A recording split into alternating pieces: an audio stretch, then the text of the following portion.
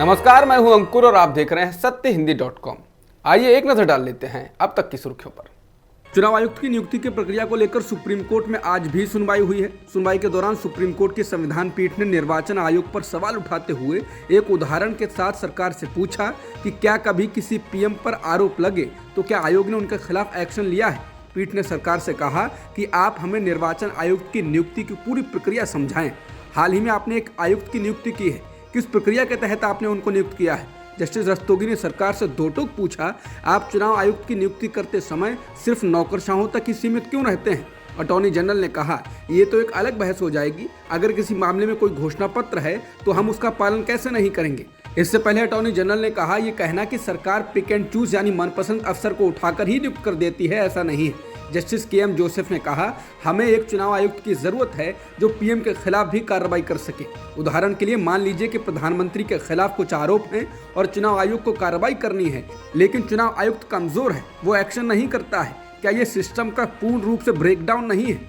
CEC को राजनीतिक प्रभाव से अछूता माना जाता है और स्वतंत्र होना चाहिए। ये ऐसे पहलू हैं जिन पर आपको ध्यान रखना चाहिए। हमें चयन के लिए एक स्वतंत्र तंत्र की आवश्यकता है, न कि सिर्फ कैबिनेट की कमेटियों का कहना है कि बदलाव की सख्त जरूरत है। राजनेता भी छत से चिल्लाते हैं लेकिन कुछ नहीं होता है। चुनाव आयोग को लेकर सरकार की ओर से सुप्रीम कोर्ट में लगातार बचाव किया जा रहा है। सॉलिसिटर जनरल तुषार मेहता ने सुप्रीम कोर्ट से कहा, यह संसद का डोमेन है, इसमें अदालत को नहीं जाना चाहिए। अदालत को ऐसे रास्ते में नहीं जाना चाहिए जो संविधान द्वारा दिए गए अधिकारों के पृथकीकरण में छेड़छाड़ करता हो। बता दें, सुप्रीम कोर्ट की ओर से राय दी गई कि मुख्य चुनाव आयुक्त की नियुक्ति करने वाली समिति में चीफ जस्टिस ऑफ इंडिया को भी होना चाहिए, जिससे गड़बड़ी का कोई सवाल ही ना हो।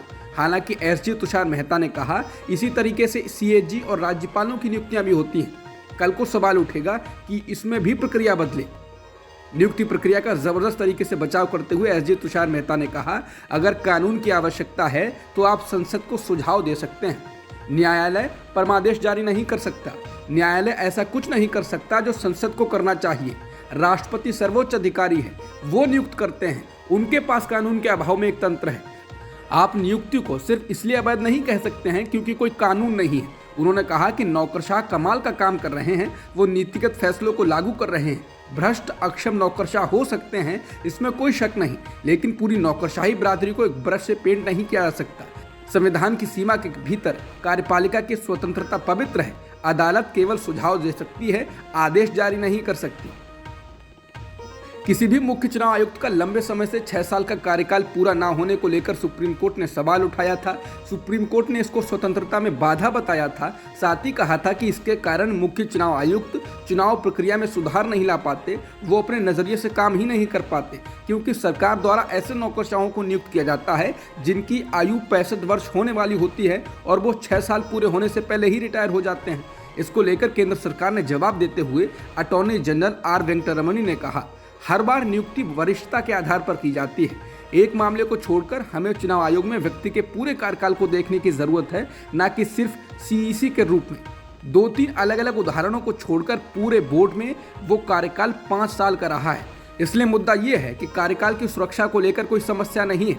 कोर्ट ने पूछा, क्या ईसी के रूप में नियुक्ति स्तर के लिए कोई तंत्र है और क्या सीईसी के रूप में नियुक्ति के लिए कोई प्रक्रिया है। इस पर अटॉर्नी जनरल ने कहा, यह परंपरा के आधार पर किया जाता है। सीईसी की कोई अलग नियुक्ति प्रक्रिया नहीं है।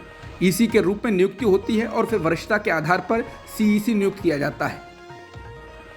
सुप्रीम कोर्ट की एक संविधान पीठ ने सोमवार को चुनाव आयुक्त के रूप में पूर्व नौकरशाह अरुण गोयल की हालिया नियुक्ति से संबंधित फाइलों को देखने के लिए मांगा है।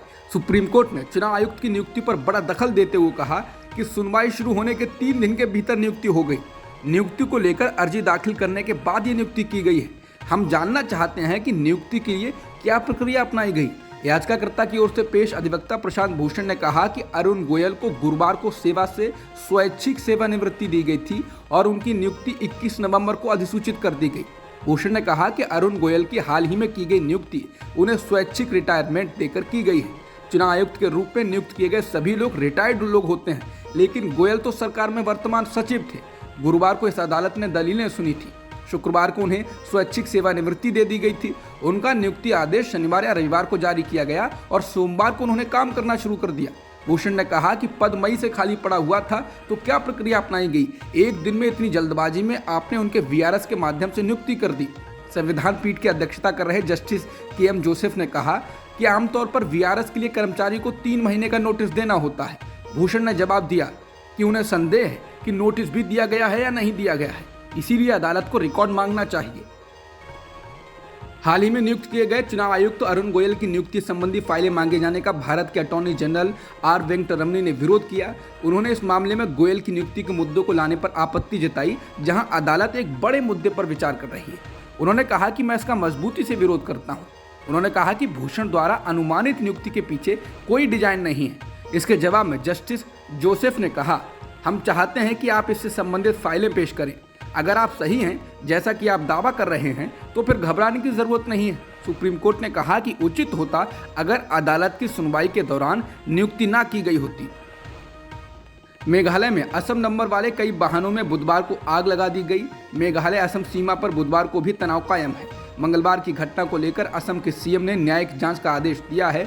दोनों राज्यों के बॉर्डर पर मंगलवार को एक गांव में असम पुलिस की फायरिंग के दौरान मेघालय के 6 लोग मारे गए थे। घटना में असम का एक वन रक्षक भी मारा गया था। असम के मुख्यमंत्री हेमंत बिस्वा शर्मा ने न्यायिक जांच की घोषणा की है। शर्मा ने कहा कि मामले को सीबीआई को सौंप दिया गया है, एसपी का तबादला कर दिया गया है और स्थानीय पुलिस और वन अधिकारियों को निलंबित कर दिया गया है। मेघालय के पूर्व सीएम मुकुल संगमा ने इस घटना को नरसंहार बताया है। न्यूज एजेंसी एएनआई के मुताबिक किसी भी अप्रिय स्थिति से बचने के लिए असम पुलिस ने सीमा पर विभिन्न क्षेत्रों में बैरिकेड्स लगा दिए हैं। मेघालय नंबर वाली गाड़ियों को छोड़कर बाकी वाहनों यानी असम के नंबर वाली गाड़ियों को मेघालय में प्रवेश करने की अनुमति नहीं दी जा रही है। झड़प के बाद असम सरकार ने भी गोलीबारी की घटना में मारे गए लोगों के परिजनों को 5-5 लाख रुपए देने की घोषणा की है। उत्तराखंड में हुए अंकिता भंडारी हत्याकांड को लेकर अंकिता के परिजन इंसाफ की गुहार लगा रहे हैं। अंकिता के परिजनों ने उसकी हत्या की सीबीआई जांच करने की मांग की है। उनका आरोप है कि इस मामले में जांच कर रही एसआईटी दबाव में है और वो दोषियों को बचाने की कोशिश कर रही है। अंकिता के पिता वीरेंद्र सिंह भंडारी का कहना है कि उन्हें एसआईटी की जांच पर भरोसा नहीं और इसलिए वो अपनी बेटी की हत्या की सीबीआई जांच चाहते हैं। बता दें, उत्तराखंड में 18 सितंबर से लापता हुई अंकिता भंडारी का शव 24 सितंबर की सुबह मिला था। इस मामले में वनंतरा रिजॉर्ट के मालिक पुलकित आर्य, रिसोर्ट के प्रबंधक सौरभ भास्कर और सहायक प्रबंधक अंकित उर्फ पुलकित गुप्ता को गिरफ्तार किया गया था। अंकिता इस रिसोर्ट में रिसेप्शनिस्ट के पद पर थी और मौत से कुछ दिन पहले ही उसे ये नौकरी मिली थी। अंकिता भंडारी की हत्या के मामले में मुख्य अभियुक्त पुलकित आर्य के पिता और भाई पर राज्य की बीजेपी सरकार और संगठन ने कार्रवाई की थी। पुलकित आर्य के पिता और बीजेपी नेता डॉक्टर विनोद आर्य को पार्टी ने बाहर का रास्ता दिखा दिया था। डॉक्टर विनोद आर्य बीजेपी में ओबीसी मोर्चा की राष्ट्रीय कार्यकारिणी के सदस्य थे और यूपी के सह प्रभारी भी थे। डॉक्टर विनोद आर्य के पुत्र अंकित आर्य को भी बीजेपी से निष्कासित कर दिया गया। अंकिता के पिता ने धरना स्थल पर कहा कि अंकिता की हत्या के बाद इस मामले में सबूतों को खत्म कर दिया गया था। वनंतरा रिसोर्ट के बगल में जो फैक्ट्री थी, उस फैक्ट्री में बने कमरों में भी आग लगा दी गई थी। उन्होंने कहा कि इन कमरों में ही अभियुक्त रहते थे। अंकिता के पिता ने कहा कि राज्य के मुख्यमंत्री पुष्कर सिंह धामी ने उन्हें भरोसा दिलाया था कि इस मामले में फास्ट ट्रैक कोर्ट के जरिए जांच कराई जाएगी, लेकिन कुछ नहीं हुआ। गुजरात विधानसभा चुनाव में बीजेपी पार्टी के अधिकृत उम्मीदवारों के खिलाफ चुनाव लड़ने वाले बागी नेताओं को लेकर बेहद सख्त है। पार्टी ने 12 और ऐसे नेताओं को निलंबित कर दिया है जो पार्टी उम्मीदवार के खिलाफ चुनाव मैदान में उतरे। ये सभी 12 नेता विधानसभा चुनाव में टिकट के दावेदार थे। अब तक कुल 19 नेताओं को पार्टी निलंबित कर चुकी है। गुजरात बीजेपी के अध्यक्ष CR पाटिल ने कहा है, इन सभी नेताओं को 6 साल के लिए पार्टी से निलंबित किया गया है। इन नेताओं में दीनू भाई पटेल, मधुभाई श्रीवास्तव और कुलदीप सिंह रावल भी शामिल हैं। बता दें, इससे पहले हिमाचल प्रदेश के विधानसभा चुनाव में भी बीजेपी को बड़े पैमाने पर बगावत का सामना करना पड़ा था। फतेहपुर सीट से उम्मीदवार कृपाल सिंह परमार तो इसलिए चर्चित हुए थे क्योंकि प्रधानमंत्री नरेंद्र मोदी के फोन करने के बाद भी वो चुनाव मैदान से नहीं हटे थे। राहुल गांधी के नेतृत्व वाली भारत जोड़ो यात्रा अब महाराष्ट्र से मध्य प्रदेश पहुंच चुकी है। इस दौरान राहुल का स्वागत करने के लिए हजारों की संख्या में लोग जुटे। पीसीसी चीफ कमलनाथ और नेता प्रतिपक्ष गोविंद सिंह समेत कई कांग्रेस नेताओं ने राहुल गांधी का स्वागत किया। बुधवार को राहुल गांधी और उनके साथ 7 से 8 किलोमीटर पैदल चलेंगे। शाम 4 बजे यात्रा फिर शुरू होगी, जिसके बाद झिरी में रात्रि विश्राम होगा। मध्य प्रदेश में पहुंचते ही राहुल गांधी ने बीजेपी पर निशाना साधा और हिंसक राजनीति के अलावा महंगाई, बेरोजगारी पर भी बीजेपी को घेरा। राहुल ने सभा में कहा कि उनकी यात्रा देश में फैलाई जा रही नफरत, हिंसा और डर के खिलाफ है। कांग्रेस के पूर्व अध्यक्ष ने केंद्र सरकार को बेरोजगारी और महंगाई के मुद्दों पर भी घेरा।